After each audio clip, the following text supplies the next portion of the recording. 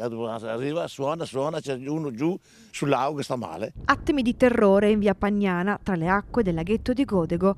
Erano le 22:30 quando un gruppo di subacquei, dopo un'immersione a più di 20 metri di profondità, ha chiamato il 118 per un malore di un compagno, un sessantenne veronese.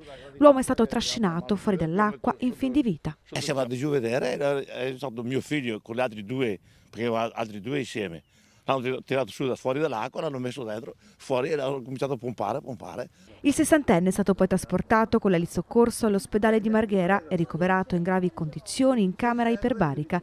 Secondo una prima ricostruzione, l'uomo avrebbe avuto un malore a quasi 30 metri di profondità, costretto poi a una risalita troppo veloce. Paura, sì, che scorsi. Ha fatto tipo una pallonata perché dovevano su lentamente e sono venuti su in fretta. Una risalita troppo veloce dallo specchio d'acqua che sarebbe potuta essere fatale per tutto il gruppo. Problemi anche per gli altri due subacquei, un 26enne veronese e un 44enne vicentino. Ricorse a ulteriori accertamenti medici nel centro specializzato di Torre di Quartesolo.